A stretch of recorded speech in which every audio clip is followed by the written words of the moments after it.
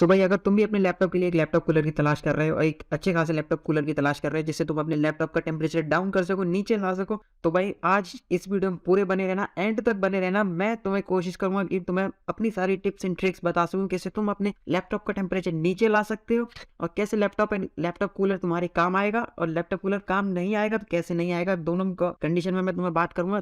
तुम टेम्परेचर कैसे कंट्रोल कर सकते while doing at the CPU and GPU heavy work. तुम इस सबको कैसे मेंटेन कर सकते हो, अपने टेम्परेचर को कैसे मेंटेन कर सकते हो, अपने सीपीयू को ज्यादा हाई टेम्परेचर पे जाता देख। क्योंकि भाई ऑब्वियस सी बात है, अगर तुम्हारा सीपीयू का टेम्परेचर बहुत ज्यादा हाई चला गया, 100 डिग्री क्रॉस कर गया, इंटेल में तो खैर 95 के बाद ही वो डाउन क्लॉक होना स्टार्ट हो जाता है, क्लॉक स्पीड गिरने लग जाती है, लेकिन एएमडी में तो 105 डिग्री तक चला जाता है, 105 डिग्री तक आराम से चला जाता है। उसके बाद वो या तो वो थ्रॉटल करना स्टार्ट कर देता है। अगर वो थ्रॉटल करना स्टार्ट नहीं किया, उससे ऊपर चला गया उसका टेम्परेचर, तो तुम्हारा पूरा laptop on the spot restart हो जाता है। क्यों? क्योंकि रिस्टार्ट में वो उतने टाइम के लिए होल्ड अप हो जाता है और रिस्टार्ट उतनी देर बाद होता है जितनी देर में तुम्हारा सीपीयू और जीपीयू कूल डाउन होता है। फिर उसके बाद फिर दोबारा चालू हो जाता है थोड़ी देर में, फिर वर्क करने लग जाता है। ऐसा सिस्टम होता है। अगर तुम नहीं चाहते कि तुम्हारे साथ ये सब हो, ये सब दिक्कतें, तुम्हारा काम इंटरप्ट ना हो, तुम्हें दिक्कतें ना झेलनी पड़े, तुम फ्लॉलेसली अपना काम करते रहो, तो इस वीडियो को पूरा एंड तक देखना और कोशिश करना कि तुम एंड तक देख सको इस वीडियो को। मैं ज्यादा लंबा नहीं खींचूंगा, शॉर्ट में बताऊंगा। That's it. स्टार्ट करते हैं हम अपना आज का video. Welcome back to my channel. तो बेसिकली आज की वीडियो में तुम्हारे साथ अपनी 5 टिप्स शेयर करूंगा जो तुम्हारे लैपटॉप का टेम्परेचर कूल डाउन करने में काम देंगी, बेसिकली काम आएंगी। तो भाई पहली टिप नंबर 1 है,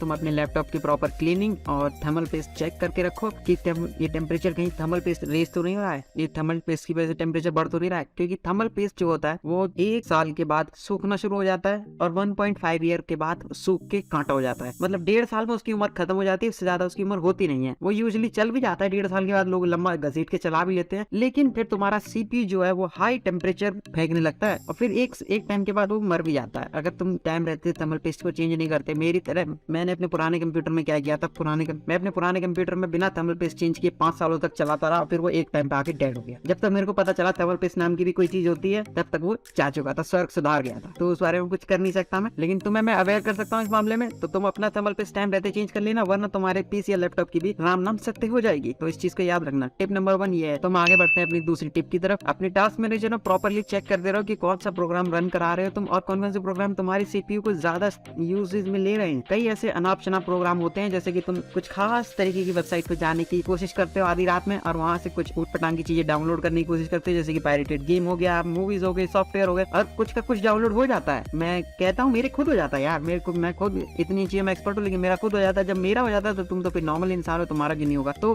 कई बार सीपीयूज में, कई बार लैपटॉप में अनवांटेड सॉफ्टवेयर इंस्टॉल हो जाते हैं जिन्हें हम चाहते ही नहीं है कि रहे, लेकिन फिर भी वो अपना घर बसा लेते हैं इसी लैपटॉप में, जिनका कोई मतलब नहीं बनता है। जब वो घर बसा लेते हैं तो फिर वही हमारे घर में बैठ के हमारी थाली में खाना खाएंगे। ऑब्वियस सी बात है, जब हमारी थाली में खा रहे होते हैं तो हम नुकसान भी तो हमें ही देंगे। तो हमारी लैपटॉप के रिसोर्सेज खा के वो हमें ही परेशान कर रहे होते हैं, तो हमारे लैपटॉप के रिसोर्सेज वो खाते रहते हैं, हमारे सीपीयू का टेम्परेचर बढ़ता रहता है। कई तो ऐसे होते हैं कि हमारे लैपटॉप में पीसी में माइनिंग शुरू कर देते हैं, वो पीछे से माइनिंग होती रहती है, सीपीयू बेस्ड माइनिंग नहीं हो, अब तो सीपीयू बेस्ड माइनिंग भी होने लगी। खैर वो एक अलग बात है, अगर तुम चाहते हो माइनिंग के ऊपर मैं वीडियो बना तो मैं बना दूंगा, बट वो आगे की बात है अगर तुम मांगोगे तो। अब तो सीपीयू बेस्ड माइनिंग भी होने लगी, तो लोग बस अब लोग अपने वायरस ओपन वेबसाइट पे छोड़ देते हैं, लोग वहां से जाके डाउनलोड कर लेते हैं, किसी में भी अटैच हो गया उनके वायरस आ जाते हैं, फिर बाद में वो तुम्हारे पीसी या लैपटॉप में रह के माइनिंग करना शुरू कर देते हैं। वो पैसा कमा रहे होते हैं और मेहनत तुम्हारा लैपटॉप पीसी कर रहा होता है। तो इसलिए तुम्हें प्रॉपर्ली चेक करना चाहिए कि तुम टास्क मैनेजर में तुम्हारे कौन कौन सा सॉफ्टवेयर रिसोर्सेज खा रहा है। इस चीज को प्रॉपर्ली मॉनिटर करते रहोगे तो मुझे नहीं लगता कि तुम्हारा सीपीयू राइज होने का, जो कि एक बहुत बड़ी बात है, अगर तुम इसे मेंटेन नहीं कर पाओगे ना, अब तुम्हारा सीपीयू का टाइम में पता ही नहीं चलेगा कभी तुम्हारा सीपीयू का टेम्परेचर क्यों बढ़ रहा है, इसके पीछे का वजह क्या है। तुम कुछ भी लगा लो, तुम्हें पहले यही चेक करना है सबसे पहले टास्क मैनेजर में कौन सा सॉफ्टवेयर क्या खा रहा है, तुम्हें कैसे देखना पड़ेगा ये मैं तुम्हें बताता हूँ। यहाँ पे प्रॉपर्ली जैसे देख सकते हो मेरा बैकग्राउंड में क्या क्या चला रखा है, तुम इन चीजों को धीरे धीरे समझो कि क्या क्या है। डिटेल में देखना चाहोगे ना तो तुम्हें थोड़ा सा टेकी बनना पड़ेगा अगर तुम चाहते हो तुम्हारा लैपटॉप का टेम्परेचर कम रहे। नहीं तो भाई दूसरा फंडा ये भी है कि तुम हर 6 महीने में अपने लैपटॉप पर रीसेट मार दो, बस रीसेट मार दो, फिर दोबारा इंस्टॉल कर लो सॉफ्टवेयर और काम करने का अपने काम पे लगो।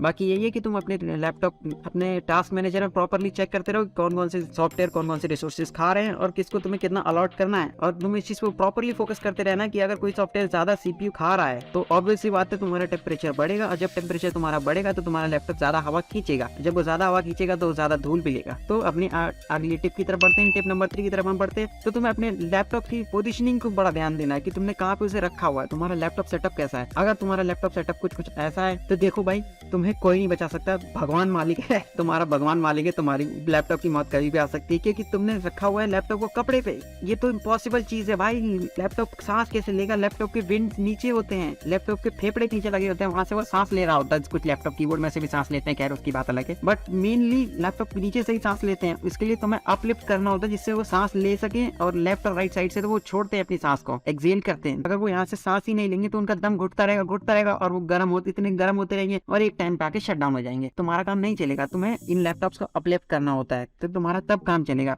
इसके लिए कूलिंग पैड्स आते हैं लैपटॉप को अपलिफ्ट करने के लिए, बट वो सबके लिए एप्लीकेबल नहीं है, सबके काम नहीं करते हैं लैपटॉप कूलिंग पैड्स। अपने लैपटॉप को थोड़ा सा अपलिफ्ट करके यूज करके देखना है कि अगर टेम्परेचर डाउन होता है, टेम्परेचर कंट्रोल में आ रहा है तो ठीक है, तो तुम कूलिंग पैड की तरफ जाओ, तो मैं मना नहीं करूंगा। लेकिन अगर टेम्परेचर तब भी कंट्रोल में नहीं हो रहा है ना, तब मैं शौक से कहूंगा कि भाई तुम अपना लैपटॉप लो और उसका थर्मल पेस्ट चेंज करवाओ। वही एक रीजन है, उसके अलावा कुछ हो ही नहीं सकता। थर्मल पेस्ट चेंज करवाओ और अपनी विंडोज को कर दो एक बार रीसेट, और उसके अगली बार से ध्यान रखो कि कौन से सॉफ्टवेयर इंस्टॉल कर रहे हो, कैसे कैसे चला रहे हो। उस चीज को तुम वेल मेंटेन करके चलोगे तो तुम्हारे लैपटॉप का टेम्परेचर कभी बढ़ेगा ही नहीं। तो तुम्हें ध्यान रखना है कि तुम अपने लैपटॉप को सोते हुए या फिर अपनी रजाई में रख के, अपने बेड पे रख के, लेटते हुए उसके साथ लेस के चिप्स ना खाओ, उसे कुरकुरे ना खिलाओ। तो तुम्हें इस चीज को ध्यान रखना है, अपना खाया हुआ खाना अपने लैपटॉप को भोग में नहीं लगाना है, उससे दूर रखना है उसे अपने खाने से। अगर वो तुम्हारे खाना हम खा रहे हैं, वो उसके पंखों में चला गया, अटक गया, तो तुम्हें वहां से वो दिक्कत करनी शुरू कर देगा, उसके पंखे काम नहीं करेंगे। तो प्रोबेबली तुम्हें इन सब चीजों का ध्यान रखना है, तुम्हें अपने लैपटॉप से परफेक्ट दूरी बना के रखनी है, स्पेशली खाना खाते वक्त। बाकी आगे बढ़ते हैं हम अपनी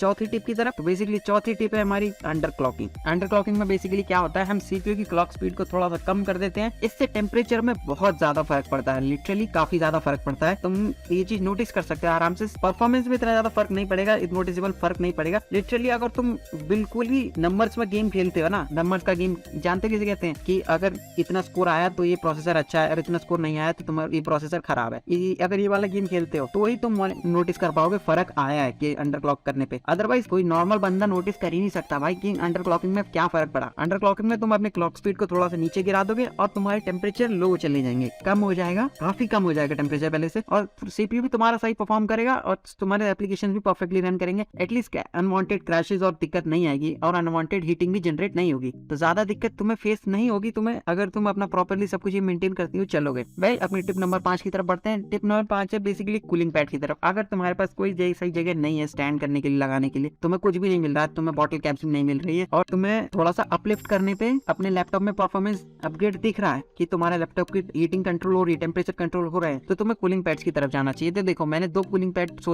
ढूंढ के रखे हैं, एक 15 इंच के लैपटॉप के लिए, एक 17 इंच के लैपटॉप के लिए। देखो 17 इंच का लैपटॉप मेरे पास है, इसलिए मैं 17 इंच का भी दिखाऊंगा, क्योंकि बेस लाइन के लैपटॉप आज की डेट में 15 इंच और 17 इंच के ही आ रहे हैं। बाकी अगर कोई और चाहता है कि इतने इंच के लैपटॉप के लिए कोई बता दो, तो मैं वो भी बता दूंगा, कमेंट सेक्शन में तो मेरे से पूछ लेना, मैं बता दूंगा कि कौन सा कूलिंग पैड सही है कौन सा नहीं है। तो देखो 15 इंच के लैपटॉप के लिए मैंने ये वाला कूलिंग पैड सोच के रखा हुआ है, EvoFox की तरफ से आता है, 15.6 इंच का ये लैपटॉप, इस पर रख सकते हो तुम। बेसिकली 15.6 इंच के लैपटॉप ही आ रहे हैं आजकल, तो आराम से तुम्हारे इस पर फिट होगा, अफर पे काम करेगा। 900 रुपए का ये है, और ज्यादा महंगे नहीं रखे मैंने, 1000 रुपए के अंदर ही मिलने चाहिए। उससे ज्यादा पैसा देके तुम कूलिंग पैड में 5-10% का फर्क लेके आओगे तो बहुत बेकार बात है। लेकिन इससे क्या होता है, अगर तुम कूलिंग पैड लगा लेते हो बॉटल कैप्स में और कूलिंग पैड में, फर्क बता देता हूं क्या होता है। कूलिंग पैड में जो हवा जाती है ना, वो उनके इसके जाली के और पंखों के थ्रू होके जाती है, लैपटॉप की विंड से जो सांस लेता है वो फिल्टर होके जाती है। लेकिन जब तुम बॉटल कैप्स लगाते हो तो वो सांस रह जाती है बिल्कुल, तो जो धूल में, तो जो हवा में पार्टिकल्स उड़ रहे होते हैं वो सब वो एब्जॉर्ब कर लेता है। तो एक टाइम पे तुम्हारे लैपटॉप में इतनी धूल जमा हो जाएगी कुछ महीनों में कि तुम लिटरली उस चीज को महसूस कर सकते हो कि काफी धूल जमा हो चुकी है उसमें, वो हीटिंग जनरेट करने लगेगा कुछ 6-7-8 महीने के बाद, अगर तुम बॉटल कैप्स लगा के या फिर अपलिफ्ट करके काम चला रहे हो। तो इसलिए कूलिंग पैड तो मैं तो कहूंगा वो तो तुम्हारे पास ज्यादा अच्छा है, तुम्हारे लैपटॉप की एक उम्र बढ़ी जाएगी। अगर तुम्हारा टेम्परेचर बहुत ज्यादा कम नहीं होगा ना, तो बहुत ज्यादा बढ़ेगा भी नहीं, ये चीज की गारंटी मैं देता हूँ। इसलिए कूलिंग पैड होने चाहिए। तुम्हारा इंसेंटिव क्या होता है वो पूरा होना चाहिए। तुम्हारे लैपटॉप के जो विंग्स हैं उनमें सांस बहुत अच्छे से तरह जाएगी और वो लंबी उम्र जीने के यहाँ पे लंबा चलेगा। इसलिए कूलिंग पैड हो तुम्हारे पास तो ज्यादा बढ़िया है। तुम्हारे लैपटॉप पे सिर्फ टेम्परेचर कंट्रोल में नहीं होंगे बल्कि तुम्हारी लैपटॉप का लाइफ स्पैन भी बढ़ेगा। तो एक मैंने ये EvoFox का ढूंढा हुआ है जो कि 900 रुपए के अराउंड है। ये 1000 रुपए के आसपास का, हार्डली 200 रुपए का अंतर है दोनों में। लेकिन ये 17 इंच को तक को सपोर्ट करता है, वो 15 इंच को करता है। इन दोनों के फैन वगैरह ठीक है, आराम से फर्स्ट क्लास चीज है। इनको थोड़ा सा अपलिफ्ट करके तुम्हारे लैपटॉप को बढ़िया एयर फ्लो मेंटेन करने में मदद करेंगे। और ये सारे टिप्स एंड ट्रिक अगर तुम मेरे सही से फॉलो करते हो और तुमने मेरा वीडियो पूरे तरीके से देखा है तो पहले तो भाई थैंक्स बोलूंगा। अगर तुमने मेरा वीडियो पूरा देखा है, थैंक्स भाई यहाँ तक देखने के लिए। और अब यहाँ तक देख लिया तो यार सब्सक्राइब भी कर लेना है। वाइड पे हम लाइव स्ट्रीम करते रहते हैं तो कभी कभार आ जाया करो। और मुझे कमेंट सेक्शन में बताते हुए जाना तुम्हें वीडियो कैसा लगा। मेंशन और वाला सब मेरे साथ नहीं चलेगा। मिलते हैं नेक्स्ट वीडियो में। सी यू, सायोनारा।